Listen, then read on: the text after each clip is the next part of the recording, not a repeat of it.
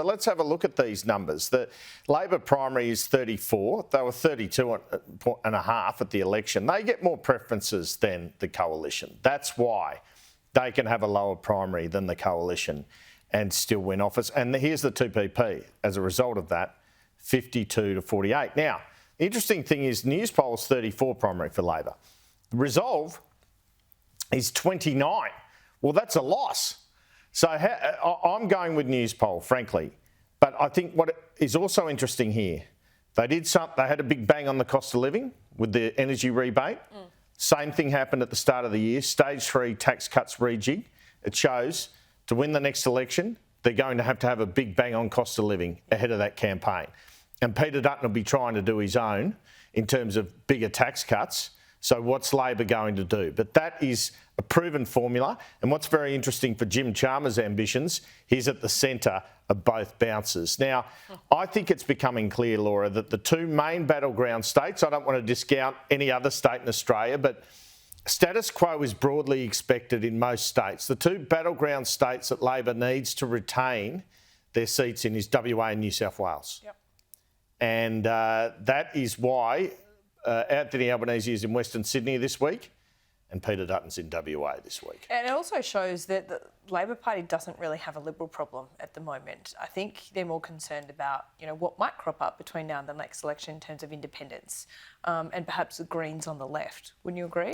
No, I think the main battle's still with the Liberal Party. Yeah. The concern is that they'll lose up to four in WA to the Liberal Party, that they can lose a couple in New South Wales to the Liberal Party. And right. Peter Dutton, obviously, with his policy on net migration, reducing it to 160,000, reducing permanent to 140,000, is trying to say to people, I will help you buy a house, I will help your rents come down.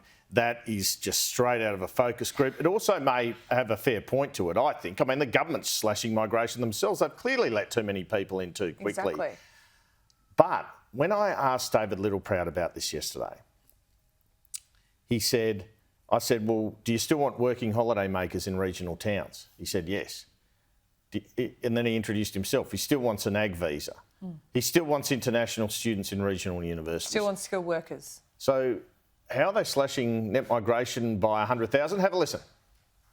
There's a nuance here about supporting regional universities, and regional universities rely heavily on overseas students. It's important we don't take that away from them. We continue to underpin that. Well, last financial year, 15% of the net migration was working holiday makers, about 75,000.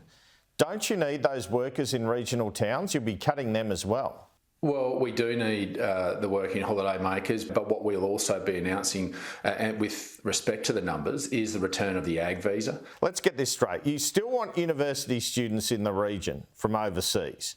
You still want working holiday makers to come and work in the regional towns, and you still want an ag visa. So I'm just putting the question to you, does it start to become hard from the Nationals' point of view, a cut from net migration from the projected 260 to 160 when you still want all these things and all these workers?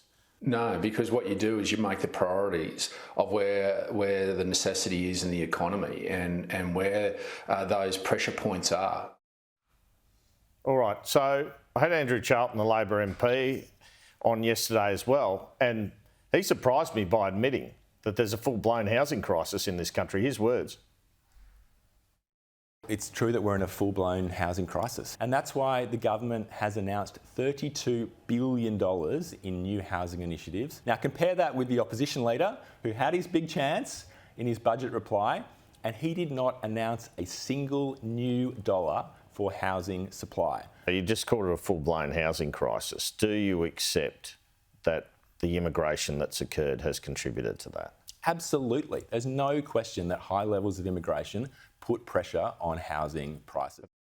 Yeah, and Michael Sukkar even told me that he wants his next election to be a referendum on housing. Surely it's a little risk here for the Liberal Party base, because all those homeowners, they don't want to see any kind of measure that would see the growth in their homes and the value of their homes go down either. So there's a big risk there, don't you think? They want their kids to own houses. Yeah, that's right.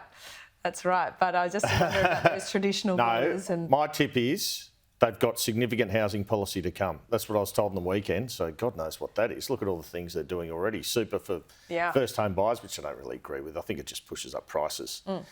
And this migration move, what's next?